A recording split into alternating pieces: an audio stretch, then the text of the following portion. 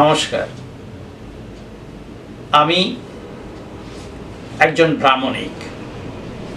বাঙালিদের যেমন বলে যে পায়ের তলায় সর্ষে, আমার সেটা শৈশব থেকেই বলতে পারেন। কৈশোর, শৈশব, যৌবন সমস্ত সময়টাই আমার এই ভ্রমণের মধ্যে দিয়ে কেটেছে। যখনই সুযোগ পেয়েছি কর্মজীবনে আমি বেরিয়ে পড়েছি, অনেক সময় উদ্দেশ্যহীনভাবে, কখনো কখনো উদ্দেশ্য নিয়ে যে হ্যাঁ এই জায়গাটা দেখতে যাব। আর আমার সবসময় মনে হয় যে যে জায়গাটা দেখব সেই জায়গাটা সম্পর্কে তার একটা বিস্তারিত বিবরণ আমার কাছে যেন থাকে। সেখানে প্রাকৃতিক পরিবেশ, ভৌগোলিক অবস্থান, সেখানকার মানুষজন, তাদের শিক্ষা, সংস্কৃতি সব নিয়েই আমার একটা আগ্রহ থাকে। এবং আমি এই আজকে ৭৪ বছর পেরিয়ে ৭৫-এ পা দেবো প্রায়, সেই সময়ও আমি ঠিক একইভাবে এই ভাবনাগুলোকে মাথায় রেখেছি। আমি সম্প্রতি আফ্রিকা ঘুরে এলাম। আফ্রিকা মহাদেশকে নিয়ে পৃথিবীর বিভিন্ন সাহিত্যে বহু রকমের লেখা আছে এবং তার কিছু কিছু আমি দেখেছিলাম এবং আমাকে আফ্রিকা চিরদিনই আমাকে টানত, যে সেখানের জীবকুল, সেখানের মনুষ্য সমাজ, সেখানের প্রাকৃতিক পরিবেশ, সেখানে যে সমস্ত হ্রদগুলো রয়েছে সমস্ত কিছু আমি দেখব। এবং শুধু দেখব নয়, এবং সেইগুলো দেখে আমি প্রায় ৬০ বছর ধরে ছবি তুলি এবং আমার এই ছবি থেকে এবং লেখা দিয়ে আমি পুস্তক আকারে সমস্ত প্রকাশ করি, যাতে করে যারা যেতে পারলেন না তারা মানস ভ্রমণ করতে পারেন। বেড়ানোর কথা তো অনেক বলতে ইচ্ছে করে। পৃথিবীর বহু জায়গায় ঘুরেছি, সমস্ত জায়গার কথাই মনে আসছে, কিন্তু এবার কিন্তু বলবো আমি আফ্রিকা মহাদেশের কথা, যেটা আমার মনে ভীষণভাবে দাগ কেটেছে। আমরা আফ্রিকা ভ্রমণে গেলাম। কেনিয়া এবং তানজানিয়া এই দুটো দেশ আমরা ভ্রমণ করেছি। সেখানে যে সমস্ত ন্যাশনাল পার্ক রয়েছে, ন্যাশনাল রিজার্ভ রয়েছে, সেইগুলো আমরা ভ্রমণ করেছি 15 দিন ধরে। আফ্রিকা ভ্রমণে প্রথমেই দুটো জিনিসের কথা খুব মনে আসে, যে প্রকৃতির মধ্যে জীবজন্তুরা তাদের নিজস্ব ভঙ্গিমায় তারা চলছে, আমরা দর্শক হিসেবে তাদের দেখছি। লক্ষ লক্ষ জীবজন্তু ঘুরে বেড়াচ্ছে, আমরা চলতে চলতে তাদের ছবি তুলছি, কখনো দাঁড়িয়ে কখনো ইয়ে করে। যেখানে রয়েছে লক্ষ লক্ষ ওয়াইল্ড বিস্ট, নানা প্রজাতির হরিণ, সিংহ, মহিষ, নানা রকমের পাখি। আমি নিজে ক্যামেরা ঘাড়ে করে ওই চলমান গাড়ির মধ্য থেকে সমস্ত সময় ছবিগুলো তুলেছি এবং সেই ছবিগুলো বেছে বেছে আমি যে বইটা করেছি আফ্রিকার পরে, সেখানে আমার সমস্ত লেখা ভেসে উঠেছে। আফ্রিকা মহাদেশের কে নিয়ে আমার মনে দুটো জিনিস খুব আমাকে ভাবায়। সেটা হচ্ছে কবিগুরু রবীন্দ্রনাথের আফ্রিকা কবিতার মধ্যে সেই আফ্রিকার যে বৈশিষ্ট্য তিনি তুলে ধরেছিলেন, এবং পরবর্তীকালে বিভূতিভূষণ বন্দ্যোপাধ্যায়ের যে চাঁদের পাহাড় বইয়ে সেই কিলিমাঞ্জারো যে পর্বত, সেটাকে দেখে আমার ভীষণভাবে মনে হয়েছিল যে এখানেই জড়িয়ে রয়েছে। তা তিনি দেখেননি, কিন্তু তার সেই স্মৃতিতেই ভেসে উঠেছিল। আমি সেই পাহাড় দেখে বুঝলাম যে একজন কবি যে কিভাবে তার মানসপটে এইরকম একটা সৃষ্টি তিনি করেছিলেন, চাঁদের পাহাড়, জানিয়ে তিনি এত বড় একটা গ্রন্থ লিখেছিলেন এবং সেটা এত আমাদের মনে দাগ কেটেছিল। আজকে চাক্ষুষ করতে পারলাম সেই জায়গাটা।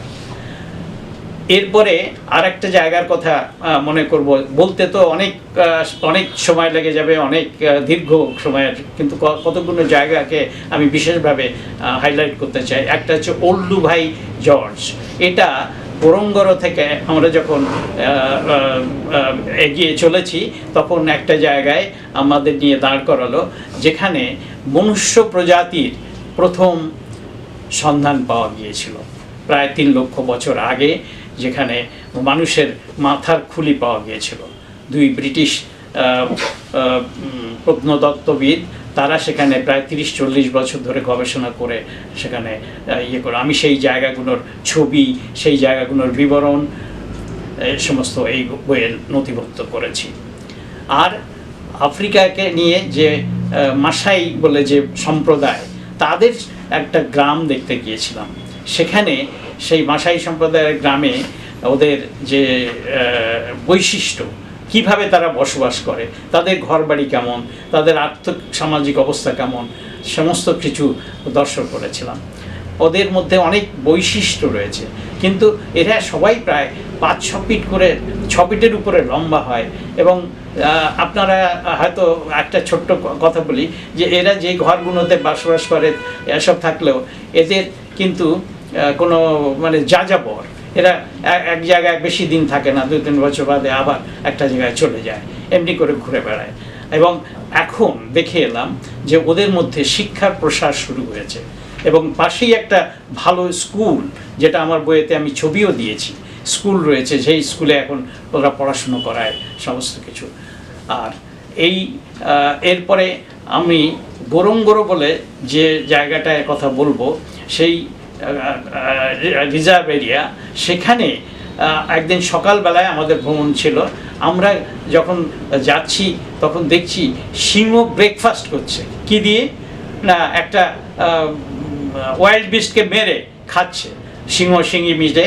এবং যারা খেয়ে তো পরিতৃপ্ত, তারা একটু পাশে বসে পাটা উপরের দিকে আকাশের দিকে দিয়ে বসে আছে, আর বাকিরা খাচ্ছে। এবং সেই খেতে খেতে ও যে সিংহের আসল স্ত্রী সিংহী, সে খাচ্ছিল, তাকে কিছু আপত্তি করছে না। কিন্তু আরেকটা সিংহী এসে যখন তার কাছে হাজির হলো, তখন সে তেড়ে ছুটে এলো। তাই ভিডিওতে আমরা সেটুকু ধরেছি। সে কি গর্জন, আমার গাড়ি থেকে সমস্তটা নিয়ে 15 ফিট 20 ফিটের দূরত্বে।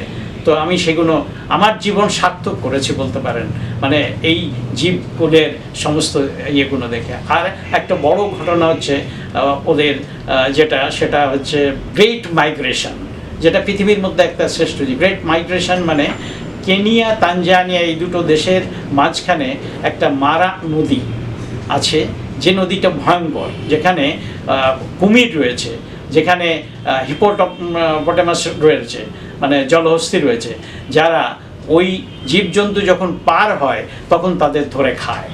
এবং এই পার হওয়াটা কিন্তু প্রাকৃতিক নিয়মে, ক্যালেন্ডার অনুযায়ী, যখন কেনিয়াতে বা মাসাই মারাতে ভালো ঘাস জন্মায়, সেই সময় ওরা তানজানিয়ার সেরেঙ্গেটি জঙ্গল থেকে ওরা চলে আসে। আবার এখানে ঘাস শেষ হয়ে গেলে আবার পরবর্তীকালে আবার সেরেঙ্গেটি জঙ্গলে যায়। এই যে দেখলাম লাইন দিয়ে একসঙ্গে হয়তো 1,20,000 লাইন দিয়ে চলেছে, সেগুলো দারুণ স্মৃতি, সেগুলো দারুণ সব ছবি তুলেছি। আর পাখির কথা বললে মানে কত রকমের যে পাখি দেখলাম, এবং কত রকমের যে তারা রং ঢং সব কিছুতে, সেগুলো আমি যতটা সম্ভব পেরেছি আমি লিপিবদ্ধ করেছি আমার বইয়ে।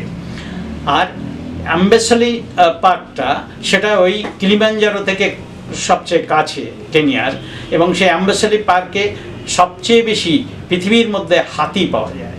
এবং সে হাতি অনেক বড়, এবং যে কত বিভিন্ন রকমের হাতি তাদের বাচ্চা নিয়ে তারা একটা নিয়ম কানুনের মধ্যে দিয়ে যাচ্ছে। আমাদের যে রাস্তায় আমরা যাচ্ছি ওখানে নিয়ম আছে যে হাতি যদি পার হতে চায় তাহলে সবাইকে নিঃশব্দে দাঁড়িয়ে থাকতে হবে যতক্ষণ পর্যন্ত না তারা এগিয়ে যায়, এবং তার মধ্যে ওদের বাধা দিলে ওরা ক্ষিপ্ত হতে পারে।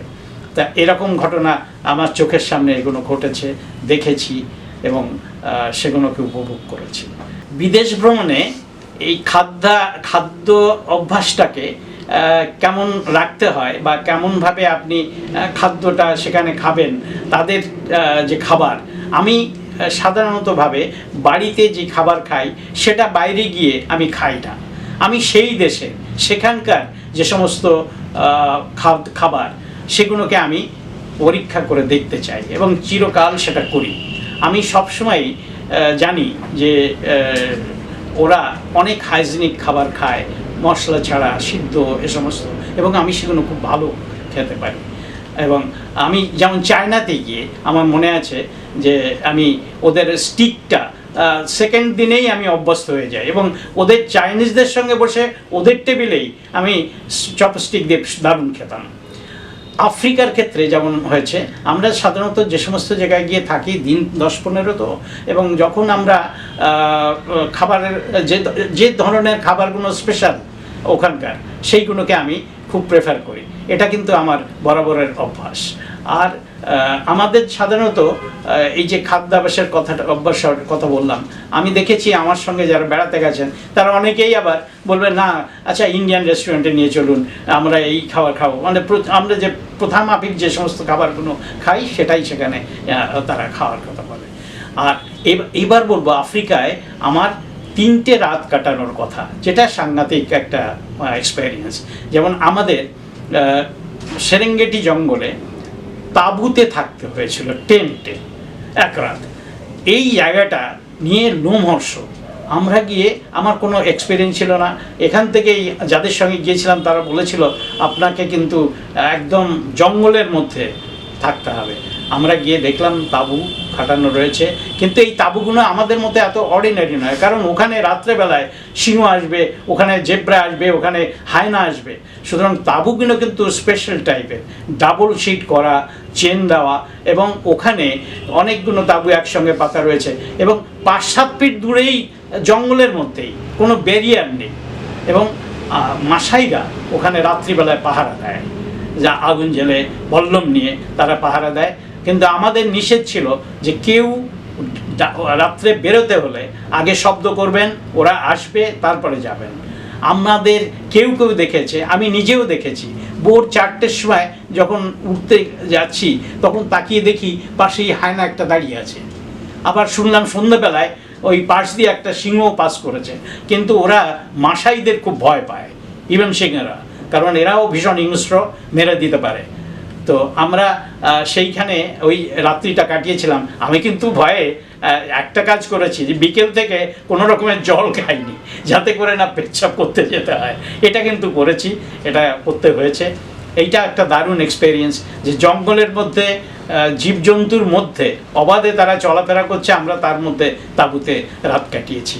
শুধু সেরেঙ্গাটিতে নয়, আমরা গোরঙ্গোরতে আর একটা কাটিয়েছি, বাট সেটা একটু অপেক্ষাকৃত বেটার ছিল। আমার বইয়ে একটা অধ্যায়ে মাসাই গ্রাম দর্শন বলে আমি মাসাই যে প্রজাতি, ওখানকার প্রজাতি বলবো না, উপজাতি, তারা কিন্তু ওখানকার আদিম, এবং সেই আদিম মাসাই সম্প্রদায়ের জীবনযাত্রা, তাদের আর্থিক অবস্থা, তাদের সাংস্কৃতিক সমস্ত ব্যাপারগুলো নিয়ে আমি 2-4টে কথা বলতে চাই। আমাদের নিয়ে গিয়েছিলাম মাসাই গ্রামে, গিয়ে দেখলাম 200 মতো লোক সেই গ্রামে, স্ত্রী পুরুষ বাচ্চাদের নিয়ে। মানে গ্রামটায় সাধারণ ঘর, মাটির দিয়ে করা, লেপা, এবং সেই মাসাইরা কিভাবে আর্থিক অবস্থা, ওরা কিন্তু পশুপালনই হচ্ছে ওদের সমস্ত আয়ের সোর্স, এবং যার যত পশু আছে বা গরু ছাগল ভেড়া সব আছে, সে তত বড় লোক। এবং মাসাই সম্প্রদায়ের মেয়েরাও থেকে নাচ গান এ সমস্ত আমরা দেখেছি আমাদের ওখানে। পুরুষরাও আমাদের সাংস্কৃতিক পার্টটায় নেচে দেখিয়েছে। অনেক ছবিও আমি বইয়ে সংযোগ করেছি। মাসাইদের খাবারের মধ্যে একটা অদ্ভুত ব্যাপার, ওরা সমস্ত কিছুই দুধ খায়, তারপরেই তাজা রক্ত, টাটকা রক্ত এটা খায়, আর গরু মাংসের মাংস একটু জাস্ট ঝলসিয়ে নিয়ে খায়। এদের মধ্যে একটা অদ্ভুত জিনিস যেটাকে আমার একবার বলতে ইচ্ছে করছে, সেটা হচ্ছে মাসাই সম্প্রদায়ে ওদের গ্রামের মোড়ল থাকে। এই যে মোড়ল ব্যাপারটা হয়, মানে তার সে হেড গ্রামের, এবং একটা যে ইউনিট রয়েছে সেইখানে তার কথা অনুযায়ী সবাই চলবে। এটা এই মোড়ল হতে গেলে তাদের একটা নির্দিষ্ট প্রসেসের মধ্যে দিয়ে আসতে হয়। সেটা কি না, গভর্নমেন্ট থেকে এটা একটা পারমিশনে করে রেখেছে যে 10 বছর পর পর যে ইয়াং ছেলেরা গ্রামের, তারা নিজেরা শুধুমাত্র নিজের প্রোটেকশনের জন্য একটা ঢাল এবং একটা বল্লম নিয়ে সিংহর সঙ্গে যুদ্ধ করতে হবে। এই যুদ্ধটা হবে সিংহর সঙ্গে যুদ্ধ করে সিংহকে মেরে নিয়ে আসতে হবে এবং তার সেই মাথা থেকে একটা টুপি হবে, সেইটাই হচ্ছে তার সম্মানের শ্রেষ্ঠ সম্মান এবং সেই তার জন্যই তাকে মানে গ্রামের লোকেরা মানবে। এইটা আমি আমার বইয়েও দিয়েছি সালাউ, ওদের ওই টুপিটা আমার মাথায় দিয়ে ওরাও মজা করে আমার একটা ছবিও তুলেছে, সেটাও দিয়েছি। এই সালাউ বলে যে সে আমি দেখেছি তাকে ওই যখন ও যুদ্ধ করেছিল মানে সিংহর সঙ্গে, তখন সিংহ ওর পেটের অনেকটা অংশ মানে জর্জরিত করে ফেলেছিল, অনেক একটা উন্ড হয়েছিল, সেগুলো সব রিপেয়ার করে হয়েছে। সেই সালাউ অনেক কথাই ওদের গ্রাম সম্পর্কে বললো ওদের আর একটা জিনিস হচ্ছে যে ওরা কেউ মারা গেলে ওদের মধ্যে ওরা কোনো কবর দেয় না, কিছু করে না, জাস্ট উলঙ্গ করে গাছের পরে ফেলে দেয়, পাখি পশু পাখিতে খেয়ে নেয়। এটা ওদের একটা কৃষ্টির মধ্যে। আর আমরা ওদের যে সাংস্কৃতিক দিকটা, নাচ গান, সেগুলো আমাদের করে দেখিয়েছে। ওরা খুব সাজতে ভালোবাসে। আমার বইয়ে আমি মাসাই সুন্দরী বলে একজনের ছবিও অ্যাটাচ করেছি।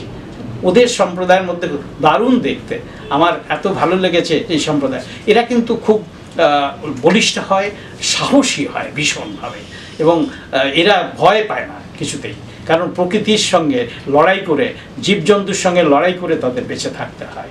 আফ্রিকা নিয়ে বলতে অনেক জায়গায় বাদ পড়ে যাচ্ছে, সেই জন্য আবারও ফিরে এসে সেই সব কথাগুলো আমাকে বলতে হচ্ছে। কি এই আফ্রিকা মহাদেশে কেনিয়া এবং তানজানিয়া এই দুটোকে নিয়েই একটা গ্রেট রিফট ভ্যালি বলে একটা রয়েছে, মানে দুটো পৃথিবীর গঠনের মধ্যে এই যে দুটো টেকটনিক প্লেট রয়েছে, তার মাঝখানে যে গহ্বর, যেটা একটা বিরাট ফাটল, এটাকে বাংলায় একদম বিরাট একটা ফাটল, যেটার দীর্ঘ প্রায় ৯৫০০ কিলোমিটার, মোম্বাসা থেকে একদম নীল নদের কাছাকাছি এই অবধি। তা এই জায়গাগুলো ওই কেনিয়া তানজানিয়ার যে সমস্ত ন্যাশনাল পার্ক, যে সমস্ত লেকগুলো রয়েছে সমস্ত, যেমন লেকগুলোর মধ্যে রয়েছে নাকুরু, নাইভাসা, তারপর আরও অনেক লেক রয়েছে। আমি যেগুলো দেখেছি এই দুটো আমি দেখেছি, এবং সেখানে প্রচুর মানে পশু, যেমন আমরা নাইভাসা লেকটায় দেখেছি বিশাল জলাধার, সেখানে অনেক পেলিকান, অনেক মানে পাখি, জীবজন্তু, মানে মাছ, এ সমস্ত ভর্তি। আবার এদিকে নাকুরু লেকে যত সব পাখি যেভাবে বসে আছে, লক্ষ লক্ষ পাখি, এবং তার ছবি তুলেছি।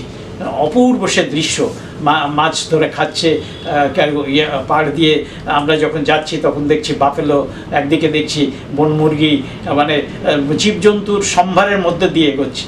এইখানেই আমি দেখতে পেয়েছিলাম গন্ডার, এবং এক জায়গায় মাত্র গন্ডার দেখতে পাই, 1 কিলোমিটার দূর থেকে আমি টেলি করে ওই গন্ডারের ছবি তুলে বয়ে দিয়েছি, সেটা রয়েছে। আচ্ছা, এছাড়া আমি যে সমস্ত জায়গাগুলোর কথা বলবো, এদের যে অনেক ফার্টাইল ল্যান্ড রয়েছে, এই যে উপজাতিরা ফার্টাইল ল্যান্ড। আমি যখন নাকুরুর লেকে যাচ্ছি মাসাইমারা থেকে, তখন রাস্তায় এত ভালো সমস্ত প্লান্টেশন পেয়েছি, গম, যব, তারপর কোথাও কোথাও অন্যান্য ফসল, সেগুলোকে দেখেছি, ধরেছি ক্যামেরায়। আমি যেতে যেতে অবিরামভাবে ক্যামেরা চালিয়ে চলি, বাসেই থাকি, গাড়িতে থাকি, যেভাবেই হোক। এই যে এদের যে গ্রামের যে অর্থনীতি, সেটা কোনো কোনো জায়গায় এটা নির্ভর করে সেই অঞ্চলের উর্বরতার উপরে, এবং কিছু কিছু জায়গা যা আমার চোখে পড়েছে সেখানে প্রচুর উর্বরতা, প্রচুর ভালো ফসল। আবার কোনো কোনো জায়গায় পাহাড়ি জায়গা, সেখানে তেমন কিছু ফসল নেই, কিন্তু সেখানে আবার পশুপালন থেকে ওরা সেইটা পুষিয়ে নেয়। আর একটা জিনিস হচ্ছে যে শহর, যে কেনিয়ায় নাইরোবি ওদের যেটা, নাইরোবিতে আমাদের এই যেমন আমাদের বড় বড় শহর, তেমনি শহরের সঙ্গে কোনো পার্থক্য নেই, কিন্তু এই গ্রাম এবং শহরের মধ্যে একটা বিরাট পার্থক্য, যেটা আমরাও এখানে বোধ করি। সেখানের মানুষ এখনও তেমনিভাবে শিক্ষিত হয়নি, আর টাউনে তারা একেবারে মডার্ন জীবনযাপন করছে। এটা দার es Salaam, তানজানিয়ার আগের রাজধানী যেটা ছিল, এখন ডোডোমা, কিন্তু দার es সালামের কথা বলছি, সেটা একটা বিশাল পোর্ট এবং বিরাট বন্দর, সেখানের অর্থনীতি সমস্ত কিছু খুব বড়। আমি ওখানে ওদের মিউজিয়াম দেখেছি। সেই মিউজিয়ামে গেলে বোঝা যায় যে ওদের প্রাগ যে সমস্ত ঐতিহাসিক ঘটনা, তারপরে ওদের নিজস্ব যে সমস্ত ফাইটিংয়ের সমস্ত ইয়ে রয়েছে, এগুলো তো সবই তো কলোনি ছিল, সেগুলো থেকে তারা মুক্তি পেয়েছে, সে সমস্ত ছবি সমস্ত কিছু দেখলাম। আমি আর একটা কথা বলবো, এটা দার es সালামে একটা ভীষণ বড় মাছের বাজার আছে, যেটা সমুদ্র থেকে মাছ তুলে নিয়ে আসছে। আমি সেই মার্কেটে গিয়েছি, মার্কেটে গিয়ে সমস্ত দেখেছি, পাশেই ভাজা হচ্ছে, আবার সেখান থেকেই ফ্রাইড মাছ লোকে কিনে খাচ্ছে, কাঁচা মাছ নিচ্ছে, হোটেলগুলোতে সাপ্লাই হচ্ছে, এ সমস্ত দেখেছি। আর ওখানে আর একটা বে, ওটাকে বলে ঝিনুক বে, মানে ইয়েতে পোকা বে। এই যে বেটা, সেটা কিন্তু ভারত মহাসাগরে সেখানে আমাদের একজন মাত্র বন্ধু চান করেছে, তারও একটা ছবি আমি বয়ে দিয়েছি। আমরা সেখানে সেই বেতে গিয়েছি, সমুদ্রে সেই সৌন্দর্য আমরা দেখেছি, আমার ভালো লেগেছে। এবং আর একটা কথা উল্লেখ করব, ওই বেটাকে কানেক্ট করেছে একটা নতুন মানে ব্রিজ, সেটা কিন্তু একটা একেবারে মোস্ট মডার্ন টেকনোলজি এখন পৃথিবীতে যেটা চলছে সে। তারপরে আমি এটাতে শেষকালে বলবো যে এই গ্রাম এবং শহরের যে আর্থিক অবস্থান, এবং শহরের দিকে ন্যাচারালি খুব ধনী মানুষরা বাস করে। আর একটা হচ্ছে ভারতীয়রা কোথায় কোথায়, ভারতীয়রাদের অনেক জায়গা যেগুলো আমরা শহর সান্নিধ্যে তাদের ব্যবসা বাণিজ্য অনেক। আমরা একটা ইয়েতে গোরঙ্গারো যাওয়ার পথে একটা কিউরো শপে ঢুকেছিলাম, সেটা একটা বিরাট ব্যাপার। স্থানীয় আমি লিখেছি, আমার একটা দারুণ এক্সপিরিয়েন্স, যে ভারতের একজন মানে গুজরাটি ব্যবসায়ী, তাদেরই দোকান, এবং সেটা এত বড় যে প্রচুর সম্ভার রয়েছে, এবং ওরা ওখানে বহু বছর ধরেই আছে, ব্যবসা করছে। ভ্রমণের সমাপ্তি একটা সময় হয়। এই যে এত দীর্ঘদিন 15টা দিন ধরে আফ্রিকার বিভিন্ন জঙ্গল, হ্রদ, জীবজন্তু, মানুষ, প্রকৃতি সব দেখে এলাম। শুধু দেখে এলাম নয়, বাড়িতে এসে তার সমস্তটাকে নিয়ে একটা লেখা আমি করলাম আমার ফটোর সমেত, এবং যেটার মধ্য দিয়ে আমি নিজেকে প্রকাশ করলাম, আমার নিজের যে ভাব, যে নিজের যে আবেগ, নিজের যে অনুভূতি। এই বইটার মধ্যে আমি ওখানে গিয়ে দেখেছি, আমি বিশ্বনিয়ন্তার কথা বলেছি, তারও স্পর্শ পেয়েছি, সেগুলো আমি আমার এই গ্রন্থে সমস্তটাই লিপিবদ্ধ করেছি। আমার এই গ্রন্থটা পড়লে আমি যেটা মুখে বলতে পারলাম না, এত অল্প সময়ে এত কথা বলা সম্ভব নয়, আমি গ্রন্থে সেগুলো সমস্ত লিপিবদ্ধ করেছি। আমার কাছে আমি পাঠক সমাজের কাছে আকুল আবেদন জানাই যে যদি সম্ভব হয় আমার বইটা যদি আপনারা পড়েন, তাহলে দেখবেন যে আফ্রিকার বিভিন্ন প্রান্তে কী সব দুর্মূল্য সমস্ত সম্পদ রয়েছে, জীবজন্তু রয়েছে, যেটা আমার এই লেখনী এবং ছবির মেলবন্ধনে প্রকাশিত হয়েছে। সেটাকে দেখলে আমি ভীষণ ভালো লাগবে আমার। আমি এখানেই সমাপ্ত করলাম।